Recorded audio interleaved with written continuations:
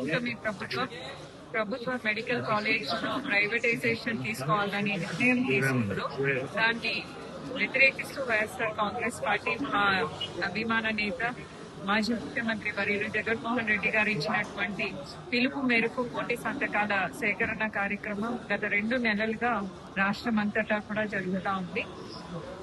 ముఖ్యంగా ఇవాళ తిరుపతి ఉమ్మడి చిత్తూరు జిల్లాలో మా అధ్యక్షులు కరుణాకర్ రెడ్డి గారి నాయకత్వంలో ఈ కోటి సంతకాల సేకరణ లక్ష్యాన్ని మించి విజయవంతం అయింది. అట్లాగే తిరుపతి నగరంలో కూడా మా సమన్వయకర్త అభినయ్ రెడ్డి గారి పర్యవేక్షణలో వార్డులో కార్పొరేటర్లు అలాగే వివిధ విభాగాల నాయకులు పార్టీ కార్యకర్తలు అందరూ కూడా గడప గడపకు వెళ్లి ప్రతి ఒక్కరికి కూడా ప్రైవేటైజేషన్ చేయడం వల్ల నష్టాలు ఏంటో అని ప్రజలకు వివరిస్తూ సంతకాల సేకరణ చేయడం, అలాగే లక్ష్యాన్ని మించి టార్గెట్ ని అచీవ్ చేయడం చాలా సంతోషంగా ఉంది. సో ఈ విజయానికి కారకులు కార్యకర్తలే, వాళ్ళందరికీ కూడా అభినందనలు తెలియజేస్తూ ఎందుకు ప్రభుత్వము విద్యను గాని వైద్యాన్ని గాని ఉచితంగా అందించాలనేది మన దివంగత నేత వైఎస్ రాజశేఖర రెడ్డి గారి ఆలోచనలను మనం ఒకసారి గుర్తు చేసుకుంటే అందరికీ అర్థమవుతుంది. ఆయన ఏదైతే పేద కుటుంబాలు ఇబ్బంది పడకూడదని ఆరోగ్యశ్రీ పథకం, అంటే వాళ్ళకు నాణ్యమైన ఆరోగ్య వ్యవస్థను సృష్టించాలని ఆరోగ్యశ్రీ పథకం తీసుకొచ్చారు.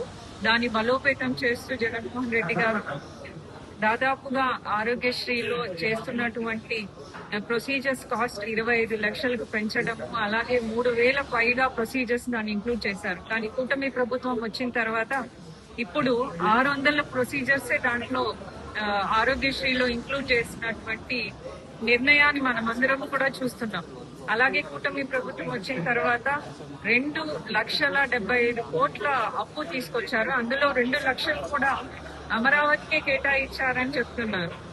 అదే కనీసం ఒక 5,000 కోట్లు వినియోగిస్తే ఈ ప్రభుత్వ మెడికల్ కాలేజీలు అన్ని కూడా నిర్మించవచ్చు, ప్రారంభించవచ్చు కూడా. కానీ ఆ మనసు రావట్లేదు కూటమి ప్రభుత్వం. సో ఈ కోటి సంతకాల కార్యక్రమం అనేది రాజకీయ పోరాటం కాదు. ఎవరైతే పేద విద్యార్థులు వైద్య విద్యను అభ్యసించాలనుకుంటున్నారో వాళ్ళ భవిష్యత్తు కోసం, అలాగే పేద ప్రజల ఆరోగ్య అవసరాల కోసం తీసుకున్నటువంటి పోరాటం ఇది, రాజకీయ పోరాటం కాదు. కాబట్టి కూటమి ప్రభుత్వం పునః పరిశీలించి ప్రజల ఆకాంక్షలను గౌరవించి ఈ నిర్ణయాన్ని ఏదైతే అమలు పరచాలనుకుంటున్నారో దానికి వెనక్కి తీసుకోవాలని వైఎస్ఆర్ కాంగ్రెస్ పార్టీ తరఫున మేమందరం కూడా డిమాండ్ చేస్తున్నాం.